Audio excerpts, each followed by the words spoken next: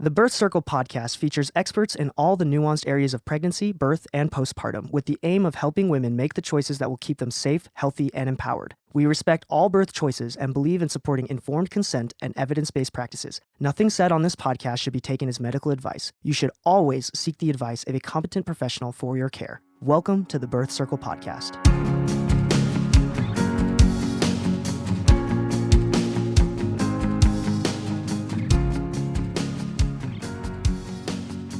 This is Sarah with Birth Circle, and today I'm so excited. I have Leslie Schrock with me today, and she is an investor and entrepreneur. Why is that on a birth podcast? You will find out. But thank you, Leslie, so much for joining me today. Let's dive right in.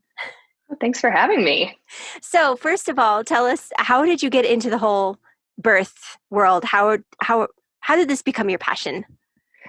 I think, as with many people, I chose to start a family and found out that process was not necessarily as easy as I thought it would be. Your intro already kind of covered the high points. I've been working in health and tech for about a decade now. And when it came time to, start the process of having kids, I thought, oh man, this is easy. Everybody does it. Like this, how hard can it be, right? And then I found out what all of us inevitably find out after we become parents, which is it's rarely very straightforward. Inevitably, something is going to go wrong. And in my case, it took 3 pregnancies and 16 months to get my son here. And that process, I had a miscarriage around 6 weeks. The second pregnancy we found out wasn't viable due to a chromosomal abnormality. And even though the pregnancy was going to end on its own in a matter of weeks, we still had to technically terminate it, which was just this like head explosion moment for me. It was a wanted pregnancy. It was not something I wanted, but they were like, you don't really have a choice. I mean, you can wait, but it would be much better for you and for future pregnancies if you just went ahead and, did this. So there I was. And then finally my son got here and, that's been awesome. He's 15 months old now. It's really incredible.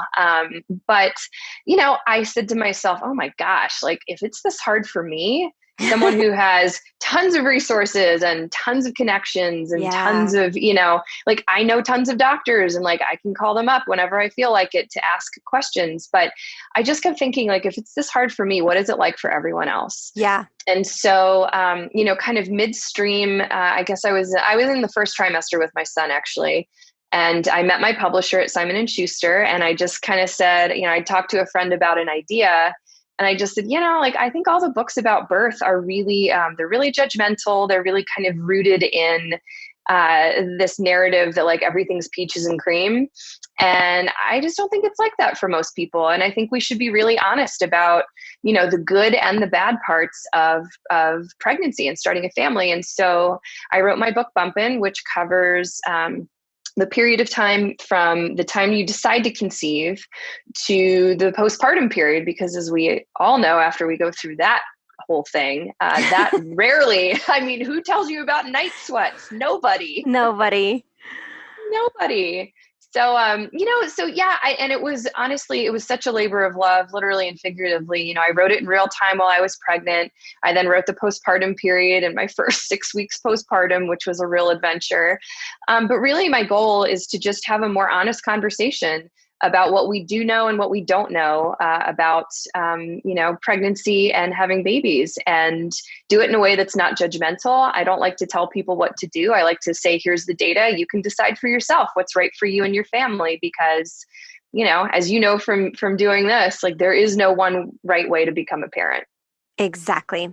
And you have a very interesting background in that you, a very robust business background. You helped grow Rock Health, a startup accelerator. So tell us about that. And then I want to get some questions asked about how the modern birth industry really works. How does the machine, the industrial complex? Yeah, the industrial complex. I don't even have words.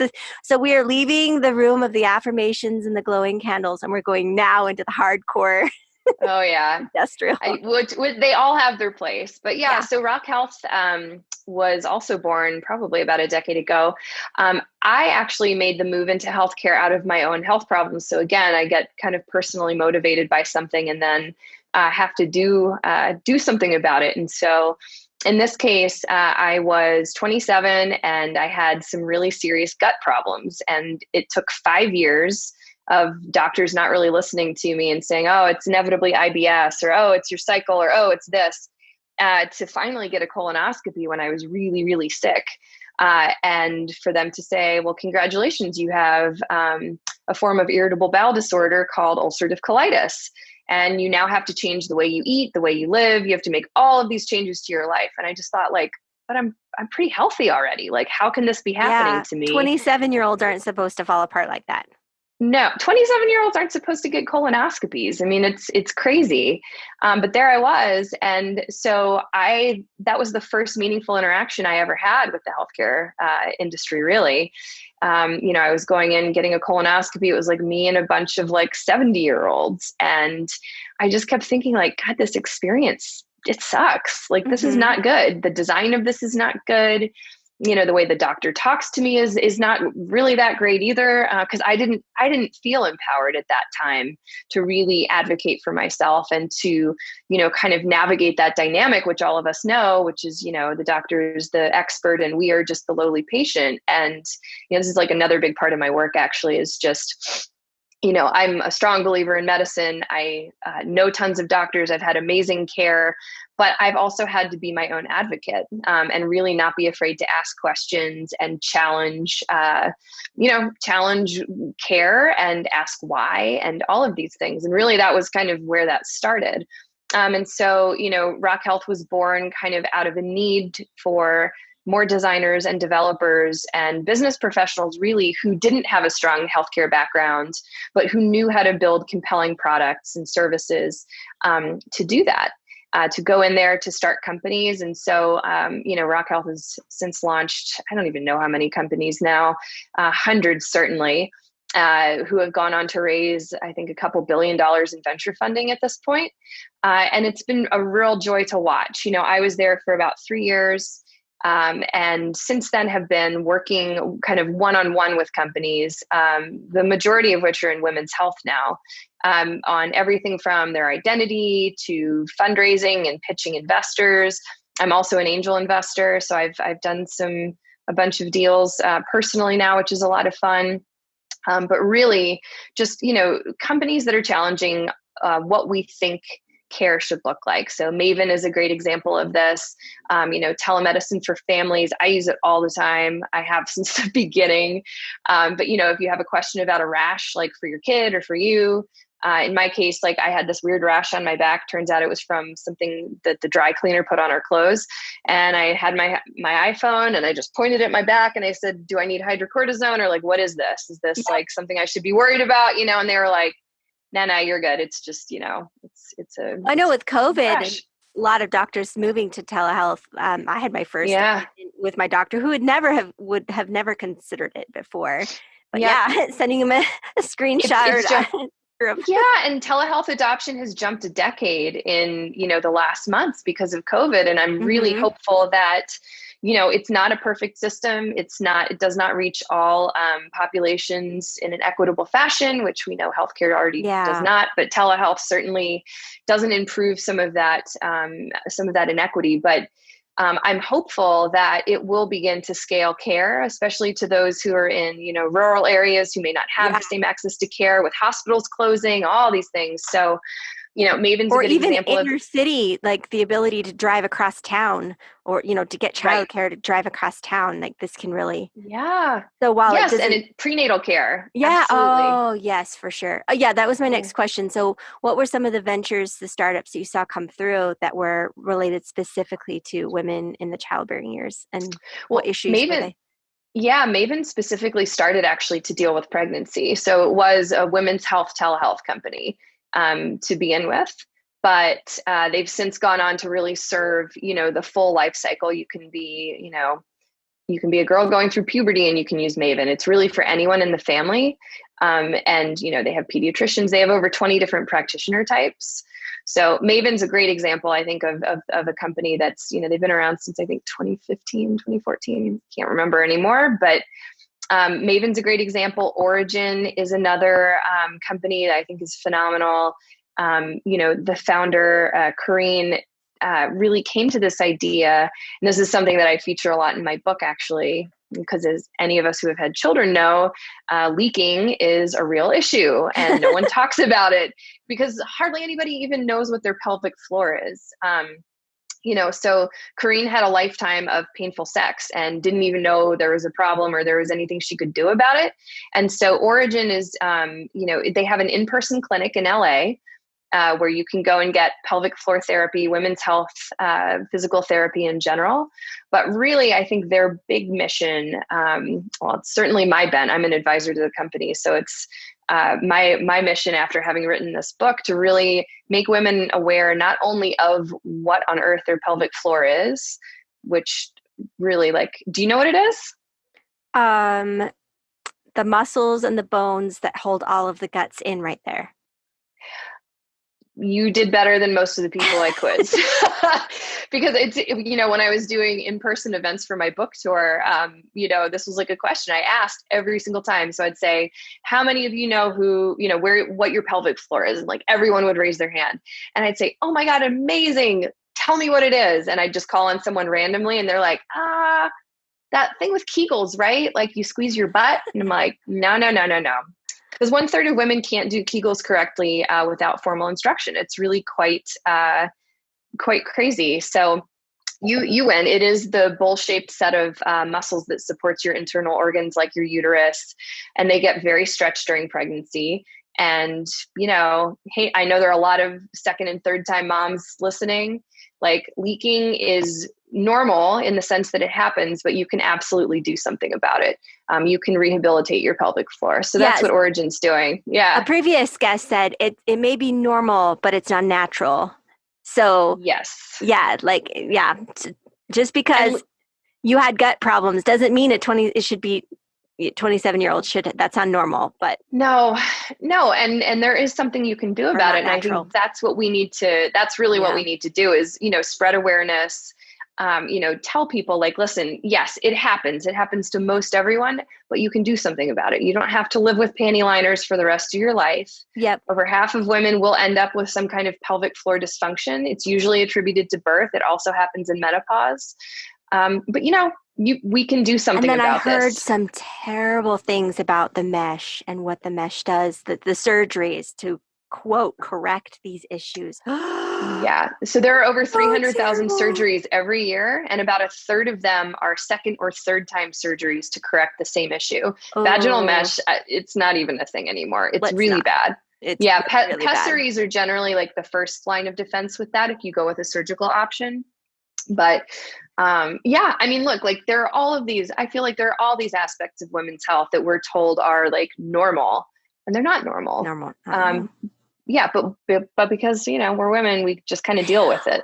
This is our world, right? So in your experience working in tech and venture capitalism, and I kind of know what you're going to say, but have you come up against discrimination based on that women's health just isn't cool to talk about, that investors don't really want to explore solutions for women's health because they don't see it as, I know for Birth Circle, as we've sought funding and support, it's been really an interesting journey to kind of try to explain why giving women the attention for 9 months is such a big deal. I've had male investors flat out tell me, why would you focus on a market that's only viable for 6 or 7 months and then they fizzle out? And I'm like, oh, really? You're really not interested? Lifetime healthcare problems. Yep. Well, and also, what we do as moms affects our children's buying habits and affects everything. Why wouldn't you want to get in with the most powerful influencer in the world, which is a mom? But these investors are like, well, that's just that life cycle, that sales cycle is too short. You can't do anything with it. Yeah, well, and they don't see it as a wedge. Look, pregnancy is the first time many women meaningfully engage with their health. So it's a great wedge into the rest of the life cycle, right? Here, you can use this in your next investor pitch. But yeah, it's a great wedge. It's a great time to intercede and make women more, aware of what's going on with their bodies, ongoing issues, but it's also kind of like too late. So I think this is what people are starting to realize. And there's beginning to be a conversation about this, which is many women go into pregnancy with existing issues, with chronic conditions that end up responsible for the rising C-section rate, for all of the crazy issues that can happen during and after pregnancy. So we're starting to see, I think, a real shift in the conversation there. But I will say that I think women's health back in 2010, talk about a thing that no one wanted to invest in and no one wanted to talk about, because no one even wants to say the word vagina. So like, if you can't say vagina, why on earth would you invest in women's health? Or if you have to say, oh, maybe I should ask my wife or my girlfriend if she'd actually use that. But I do think things are changing. I think companies like Maven that are proving there's a real need, there's a real business behind it. People will pay for it. I think COVID has changed, this conversation quite a bit. And women's health is going to be a $50 billion market by 2025. So there's like another, I hate the term femtech. I think it's like, are we in an Austin Powers movie? Like, what is this? Are we like, pew, pew, like boobs that shoot stuff? I mean, wow, maybe that would be helpful. I don't know. But it does feel like to me, between COVID and the rising success of companies like Maven that are really proving that it not only, helps save the system money, it really transforms the quality of families' lives and is a great benefit to, give to employees. The rise of telehealth, all of these things. I think that women's health is finally turning a corner because people see that it's such a great business, but we still have work to do. We still have a ton of work. Yeah. Well, and how many studies are actually carried out only on women? I know that most scientific studies are carried out on men. Most formulations are carried out on men, right? Like case studies. Do you know the history? Clinical trials? No, tell me. Well, yeah. So the history, it's really interesting. I'm working on a new book right now, and this is kind of the basis of it, which is that women are still not represented in clinical trials. We're still wildly underrepresented. And it all stems from the reality that since the time of the ancient Greeks, women's bodies were not the ones that were studied. The first cadavers back in the time of, Aristotle were men. It was criminals. It was soldiers. It really wasn't women. And we're not just little men. We're not just curvy men. Well, right. And our ovaries are not female testicles. That's one of my personal favorites. Eggs are not, female sperm. That's so cute that they. Oh, I know. Oh, yeah. Well, I mean, it persisted for a long time. Even Freud had some crazy ideas about, women's bodies, even in the 20th century. But the thing that I think, that set the stage. Women's bodies have never been studied at the same rate as men's, but the real issue recently was thalidomide. So it was the birth defect causing drug that was used to treat morning sickness. And finally, I think it was in the early 70s, they discovered that this was happening, but basically it caused women to be excluded from clinical trials for women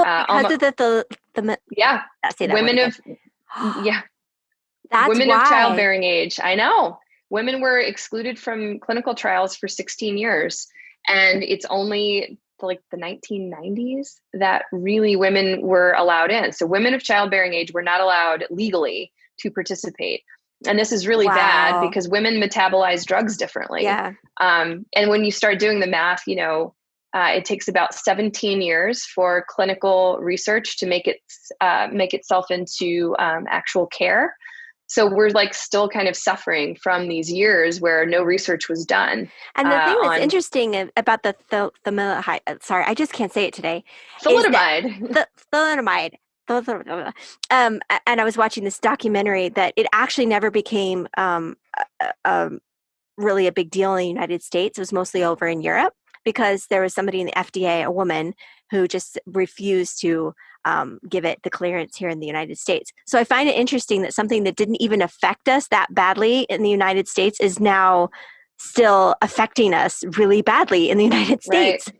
Oh my gosh. It affected a lot of babies here too, but it was a worldwide problem. Mm-hmm. Yeah. but I mean, we're still excluded largely from a lot of clinical trials now. And part of it's like women don't volunteer as much. There are lots and lots of reasons, and we've got that issue, right? We've got the issue that, women don't do it. But then we also have another huge issue, which is that, women of color really are not included in clinical trials. And that dynamic has to change. Yeah. What all the thing like that people with darker skin don't feel pain the same way, or that redheads feel pain more, or like Right. really. We think a lot of crazy things. Yeah. Brunettes have more fun. Isn't that how it goes? Wow. So, but you are seeing things change. I mean, you mentioned 2010. That's not that long ago. So even in the last 10 years, you're seeing companies pay attention more to women's health. More companies, more investors, more entrepreneurs who are going into this space.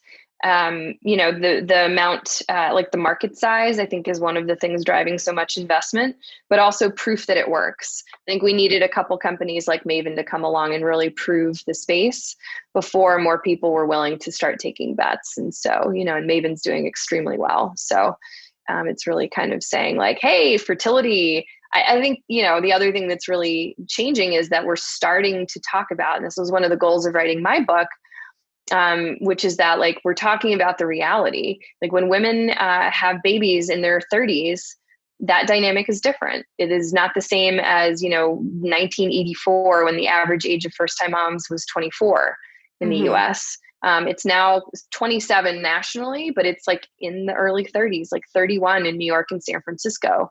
We have to acknowledge the challenges that come with women having children later. Like I actually just had another miscarriage a month ago. And, I'll be 38 next week. I know that like, I don't have unlimited time here. Plenty of women get pregnant in their 40s. But I've had a challenging road, so I'm going to have to, get back on it. But I kind of know that that's what I'm dealing with. There's something going on with me. Maybe it could just be bad luck, but, it could also just be age. So I think that, we also have to acknowledge we live in a different world. We live in a world where women work longer, where women, wait longer to have, children. We're expected to work up until the day we give birth, which is crazy. Yeah. And we're expected to go like 25% of women go back to work within 10 days of birth. I don't know about you. I had a C-section. I was a hot mess express. I don't know how I would have gone back to work. I lost 20 pounds of fluid within 3 days after birth. Oh my goodness. It was crazy. Yeah. That is a hot mess. But a lot of women, mess. I'd say most women are going back to work not because they want to, but because they have to. And that's just correct. So frustrating. Yep. So based on the trajectory of the last 10 years, where do you think we're going to be in 2030? What kind of 2030? I think women's health will only continue to grow because it's going to be so much more than women's health. It's going to be family health because the decisions women make for themselves influence their daughters. It influences their sons too. But women make 80% of the healthcare decisions. Yeah. So like when they say, if you want to feed a village, or what is it? If you want to educate, I don't know, you educate a woman, or you teach a woman and she will teach her whole family. Yes. The same thing with health. So maybe that's one of the keys to this health crisis we're having in this country is just to respect birth. I love that platform. and educate women. I mean, and the other thing is like women don't get any kind of formal education about their bodies. We don't have hard conversations with our kids. It's like, oh God, the sooner this conversation is over, the better for everyone. Well, because we conflate health and anatomy with sexual deviancy. Like, can we just not talk about sexual crap and just talk about biology? Like, my girls understand their body parts, not because it's been comfortable for me to teach, because I was raised in the whole shame culture, but because it's really important that if my daughter has an owie, I want to know about it. I don't want a UTI to go undetected because my girl doesn't actually have the vocabulary. And we've been there, the little one. How do you give your girls vocabulary to describe exactly what's hurting, what's burning, what's itching? Yes. And if she can't even talk about her body, then how is she going to tell me when she has flu symptoms? Oh, I know. Well, you're exactly right. I mean, this is such a huge, it's exactly what I'm writing about right now. Which is that because we don't call body parts by their names, because we say like, oh, down there, or, your bits and pieces or whatever. Like from day one, my son, I'm like, oh, you've discovered your penis. Like, oh, you're pulling on your penis. Like, I just call it what it is, because if he doesn't know the right term for his anatomy, like, how's he going to communicate it with a doctor later? And I think normalizing it from a very early age, and it's not like totally comfortable all the time. No. I'm like, oh my God, I'm talking like my son is just like sitting there pulling on his penis. Like, this is totally weird. I've talked about this in another episode about my child. I had a very gregarious child, and he would just no filter, right? And so we didn't use the anatomical terms early on, just because I needed him to be protected. Because when he'd go up to somebody at 18 months and go, you have such beautiful milkies, it's a lot cuter than saying you have such beautiful breasts. That sounds a little bit coming from a 2-year-old, 3-year-old, right? Right. Yep. He was just really into his milkies. And so like I saw that and real quick in my mothering career, but I still wanted to give them language surrounding it, like when my daughter says, oh, I hope I have, I hope that my body's as beautiful as yours, Mom. And like, oh, we're winning. I don't feel that about myself, but if she sees that I feel that about myself, then we're winning, because the way I teach her to talk about her body. That's exactly right. Even if she doesn't have on anatomical terms, but her being able to pick out her clothing and decide how she wants to treat her body. And if she's sick or if something's hurting. Well, like she had a bee sting the other day, and just having that conversation, I didn't pin her to the ground and pull out the stinger. We had to like go through this whole thing where she had to be ready for the quote unquote surgery. Yeah. And just having, autonomy over her body. Yeah. Well, I mean, and we don't talk about it with boys either, which is why everyone learns everything about the human body on like Reddit, or from like the weird kid down the street, or, from YouTube. Like we don't educate children about their bodies. And we certainly don't educate them about the opposite sex. It's like, all you have is the school nurse with the banana and the condom, and that's like it. And most parents don't talk about that either. Well, and that's even male-centered. What does that teach a girl about her body? I know. Well, just how to prevent getting pregnant. I mean, that's it. Pregnancy prevention. That's basically what a lot of these sex ed classes are. And it really shouldn't be sex ed. It should be body ed. It should be like, here's what a normal period is. A period's not gross. It's normal. Half the population gets one. Here's how to take care of yourself. Here's how to tell if something's wrong. Here's what a UTI is.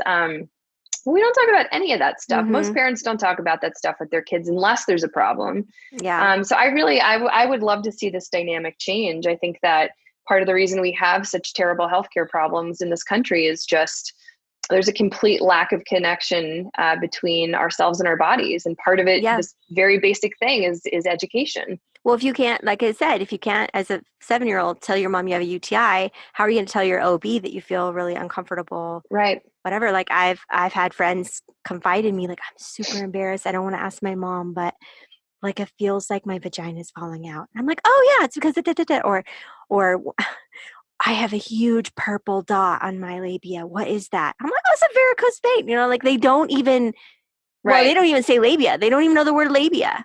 Most people don't know the difference between their vagina and... Yeah. How can you ask for help, especially when you're viewing your healthcare provider as a guru? How can you like ask for help if you don't know? Oh my gosh, I'm just so fired up and mad. Yeah, me too. I mean, me too. It's, I think, what was it? There was a poll done.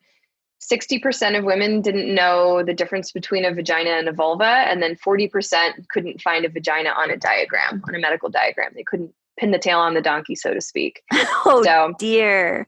Yeah, we have a real problem. I mean, and you don't need to know like every single micro body part, but I think that some basic awareness of like, okay, the vagina is on the inside of the body, actually. That's what that is. It's not actually this, the lips, the anything on the outside. It's just, but it's, well, I mean, I was in my 3rd pregnancy before I learned that you could actually touch your own cervix. Like, hello, I had like given birth through a cervix twice, and I had no idea. And we learned that, and my husband's like, "That's like what body part is that? What's a cervix?" Oh, don't even get me started about how little we even understand about the cervix. It's yeah, I mean, that's another Actually, thing, right? I'm going to get you started. Tell us about the cervix. No, it's we don't even totally understand like how all of that works. How amazing it is.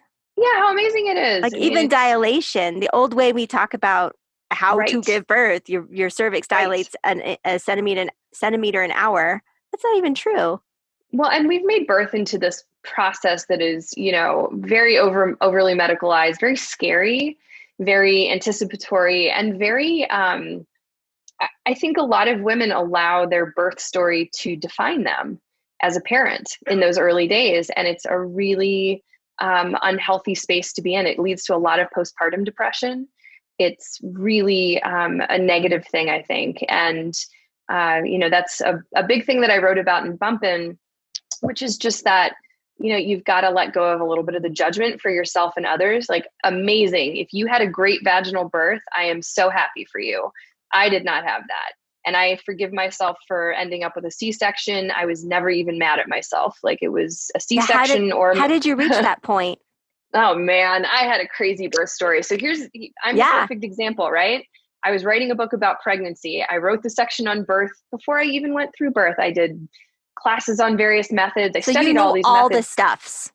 I knew all of the things. Bradley, hypnobirthing, Lamaze, like all of it. You know, meditation, yoga, like birthing stools. You were set up. Like your birth was going to be perfect. Wow. I knew my birth wouldn't be perfect because because you were also enlightened. Okay, got it. I was an enlightened but overly researched, overly prepared person. Yeah, I had the aromatherapy, I had music, I had playlists, I had all of the things, right? But you know, my son has a giant head and he did not want to come out. So I waited until 41 and a half weeks. And then my bag finally broke, but I didn't go into labor. And so, you know, I went to the hospital after 24 hours because I knew that was the rule. And they said, oh, we want to try to induce. And I was like, oh, I guess I have to because it's been 24 hours and I'm at more risk of infection. So like, I knew all this stuff because I researched it. So I was like, excuse me, I think I get 2 more hours before we induce, you know? So, and the guy was like, what? You know, I was like, it hasn't been 24 hours. Like, give me my 24 hours. Like, give me my phone call, you know? So I just said like, listen, like you're not going to induce yet. And I'm going to get my 24 hours and that's going to be the way it is. I want to rest. And they had to do it because I refused. And so, you know, and then they started the induction. I didn't know it then, but I was in like really crazy back labor. So I was like completely unmedicated. I used nitrous for about 12 hours. And so it was pretty cool. Actually, I could feel my son. Like I'm sure you went through this too. I felt him like traveling down. Like I could feel him making progress. I could feel things happening. I was like, this is incredibly painful because I didn't have any time between contractions. I had like 30 seconds between contractions. Well, yeah, because I had that same experience. One big long contraction for 66 minutes. I thought I was going to explode. Yep. Yeah, I did that for 12 hours. Oh my goodness, because the Pitocin, sometimes the Pitocin will cause waves and then your body will be on waves and sometimes they're in sync and you'll have massive, huge contractions and sometimes it's just one big long contraction. Yep. Well, what I found out was that was happening, but I was also in back labor because he got stuck. He was posterior. Yeah. He was doing the final turn and he got stuck on the way out. And I felt him get stuck. And so I said, okay, well, I think I'm going to get an epidural just to like see if maybe relaxing everything. But I never made it past 6 centimeters. I was just a mess. And his head was so big that it got stuck and it crushed my ureter, which is basically how you pee. And so I hadn't peed in 14 hours. They put in a Foley and it wasn't working. And so I'm basically creatinine backed up, my kidneys were failing, all this crazy stuff was happening. And I was like, well, we can keep trying. And they're like, oh, cool, 6 centimeters. And I was like, I made it 1 centimeter overnight. Gosh. It was brutal. I'm so sorry. Well, it's okay. I know, but even we all feel for you right now. Yeah. I mean, look, like I couldn't I couldn't have done anything differently. I No, was in you labor. did It took everything 65 perfectly. hours. Yeah. I did everything the best I could. I waited as long as I could, but as soon as it looked like things were not going to be safe, I just said, like, I'd love a vaginal birth. That was my goal, but it's not going to happen for me. And all I want is for him to be healthy and for me to be healthy. And that's what we're going to have to do. So let's get this kid out of here before and hallelujah for Western medicine, for skilled doctors. I know. I never had a chance. I mean, his head was too big. My pelvis was too small.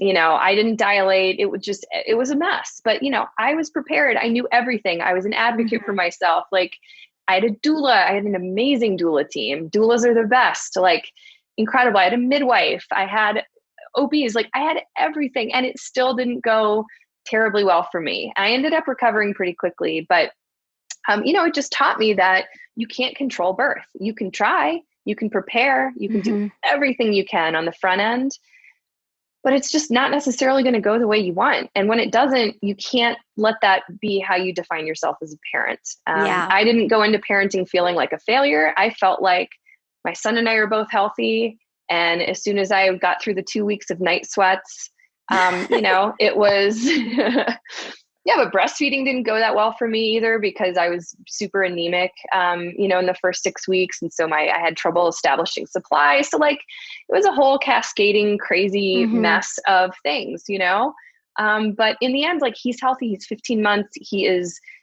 funny and, like, the best. He's just the best. I love my kid. Like, he is just so much fun, and he's super healthy. He rarely gets sick. Even though, like, our breastfeeding journey ended around like 12 weeks because he just decided he was done, and that was that. And I said, okay. And then he never even would take my pumped milk. It was crazy. Interesting. But, opinionated little kid. Well, what this just goes to show you is that even though you were prepared and empowered and all the amazing words, it still didn't go your way. But would you define your experience as traumatic or just intense? I would say that because I knew what was going on and because I asked questions at every single turn, it was definitely not, for me, it was not traumatic. Maybe I don't remember everything quite that well because, birth is like kind of a weird haze anyway, but I would say it just was like a learning experience. I learned, like, wow, it's really important to advocate for yourself and ask questions. Wow. It's really, really important for you to understand what's happening to your body. Like, I never didn't understand those things. We made decisions, as a team. I had, my doulas there, to help out. So it was really, it was really just like a group thing. Well, and that's what I see in my own personal experience is that people that, do exactly what you did, get as educated as possible, advocate for themselves, have an amazing birth team, that they don't experience trauma. It doesn't like blindside them like it does if you're not ready. And because a lot of people get really, well, and in hindsight, then do you think you were over prepared? Like, did some of it make it harder? Is it possible to be over prepared?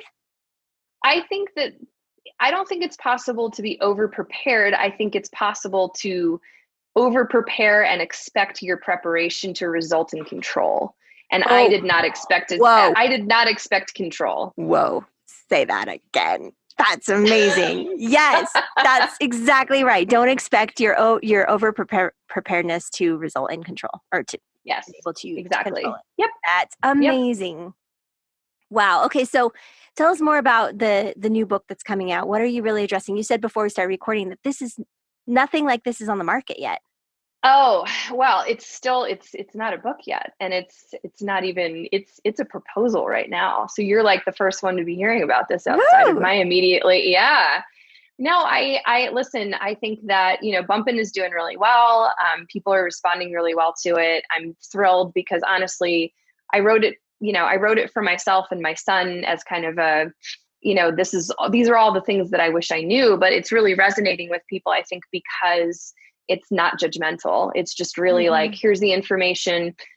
Your family is unique. You are unique. You need to decide what's right for you. Hypnobirthing might not be right for you. No. Bradley method might not be right for you. You have to find the right That's for sure. You have to find the right resources, the stuff that matches Yeah. what your needs Yeah. are. And is it written from the perspective, then you wrote it like as you were pregnant, so it's probably got a very journey feel, like not It does. like a looking back and feel, but like a really raw in the moment perspective, right? Well, because I was learning all of it and at the same time I was writing about it. And so I just said, how do I think I can most be of service to everyone who's going through this? Like maybe I've already made a decision about something, but like I need to figure out what are all of the options here, like that are safe. That was like a core requirement, obviously. Like I'm not going to write about anything that's not, either scientifically proven to be safe or not, not of harm. Yeah. But I'm not going to just write like what I went through. I'm going to write like everything, like here are all of your options. Here's what I explored. I write little snippets about, what I didn't do and how things went for me, just as a way of like making it real. Like I'm a real person who went through this. Yeah, for sure. But That's but really the new cool. book is actually, it's going to be similar, but it actually is kind of a systems book. So when I started realizing that, pregnancy is the first time women really start to pay attention to their bodies, and there's already a lot going on in many cases, I said, wow, well, this is interesting because, actually, I think a lot of women we have no clue where our vagina is. Mm-hmm. We have no clue also that our body is very interconnected. So like, of course, it's like, duh. Yeah, your body's super connected, but people don't think about the way that, choices about sleep, about nutrition, about, how they care for, like their cycle is actually a really great indicator of overall health. Yes. But because we don't go into this experience with any of this core knowledge, things just kind of can go sideways. So it's just not, it's not great. And so what I really want to do is, in this new book, start earlier and later, because I think another thing we never talk about is perimenopause and menopause. But how do you, who talks about that? It's almost like you reach the finish line before you even ran the race. Like when you get pregnant, that is like, do people realize what a biological miracle that is to actually even get pregnant? Like what your hormones have to do. I mean, right. I wanted to research miscarriage. I wanted to research hormones, and I had 4 babies, and I had no idea the dance between estrogen and progesterone and what that does in perimenopause, menopause, menarche. Like I had no idea. Yep. So it's like we reached the pinnacle of femininity by making a baby before we even know like what we did. Most women don't. I mean, I have explained ovulation to so many people. She rolls her eyes. Oh my God. I mean, well, and to be honest, like, I'm not sure I totally understood it before I went into, because like no one explains this, but I had all these friends and frankly, perfect strangers. I do all these events and they're like, okay, so what you're saying is I should have sex at the moment I ovulate. And I'm like, no. I didn't That's not how that works. I just got pregnant whenever I wanted to when I was young. And so I never even paid attention to ovulation, but I wanted to learn, like, how do you actually get ovulate? I don't know. It was one of those late night Wikipedia rabbit holes, right? And then I was like, oh, so your safe time, because I would just avoid for birth control. I would just avoid this big chunk of the month. Luckily, I never got pregnant because it was the wrong chunk of the month. You're lucky. I mean, I've had a couple of friends who had trouble getting pregnant. And they're like, okay, well, but I'm doing it this way. And I'm like, oh, no. You're missing the boat every month. Have sex the days before you ovulate, because like, guess how long sperm can live in there? Do you know the answer to this one? It depends on if it's male, female sperm, right? Between 2 and 4 days. That's actually like not completely. No, we aren't totally sure about the male female thing. We think that, but it can be up to 5 days. And female sperm supposedly lives longer. That's how it's amazing I never got pregnant. Yeah. I wasn't doing the math correctly. It's very dependent upon like, a lot of different factors. But yeah, you can have sex 5 days before you ovulate, and some people will get pregnant because the sperm, and then we think you'd have a girl in that scenario. Yes, that's true. And then also learning that when you have sex, it affects the male too. because his stores take time to build up. I mean, we don't know anything about the female body, but we also don't really know that much about the male fertility either. Yeah. Well, and this is a huge, stump speech I like to give now, which is that if you are encountering fertility problems, about a third of the time it's eggs in women. Yes, we know that. About a third of the time, we don't really know why it happins. A third of the time it's sperm. The other half of the equation. Yes. Instead of starting with testing instead of testing eggs first, we should be testing sperm. But it's like easier to test the guy. It's so much easier. It's non-invasive. I wish you could see her facial expression. She's great. It's like, come on, people. Yeah. Oh my gosh. Like, it defies explanation. There's a great company called Legacy out there that does this at home with the same clinical rigor. Yeah. It's great. The founder's super smart. But the same kind of clinical rigor that you would get going to a fertility clinic. It's really the only company I've come across that is, that strong. But yeah, I mean, it's time to change the conversation about fertility. It is not an egg problem all the time. It is an egg problem maybe a third of the time, but we've got to start including men in this conversation. And really, that was another goal with Bumpin'. It's certainly something I hope to accomplish with this new book too, which is that, until we include men, both in the pregnancy journey and also just, as a knowledgeable, person about, women's bodies, nothing's going to change. So I've been actually very, very happy to learn that I have like a ton of male readers of Bumpin', which is a pregnancy book. That's awesome.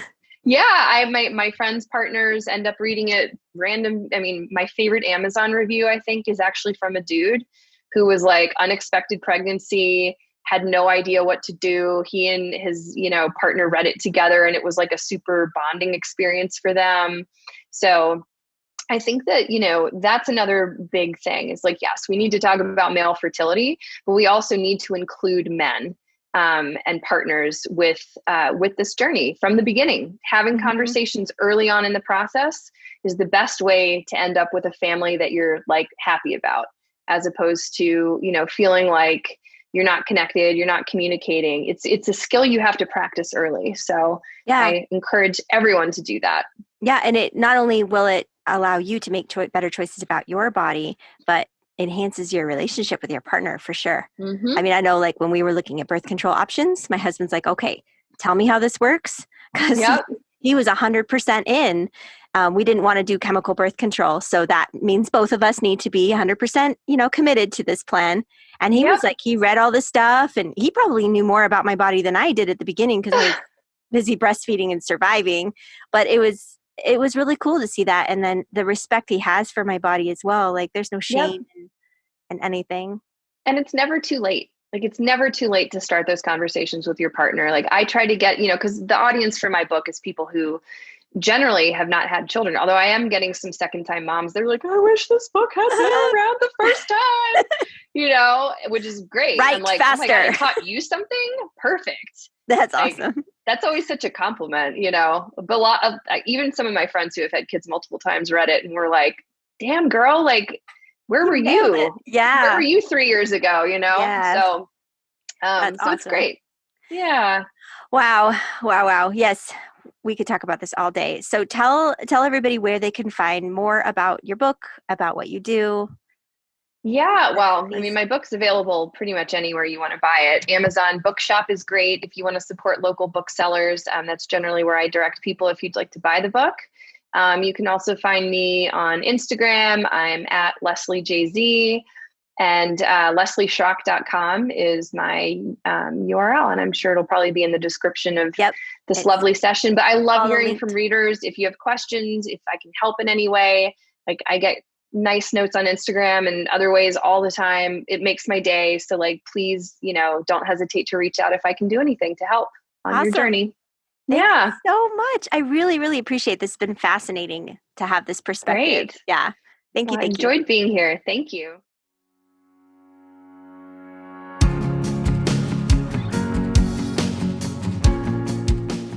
Please visit us at birthcircle.com, join our Facebook groups, or find us on Instagram and Pinterest. We hope you'll use our resources to support your birthing experience.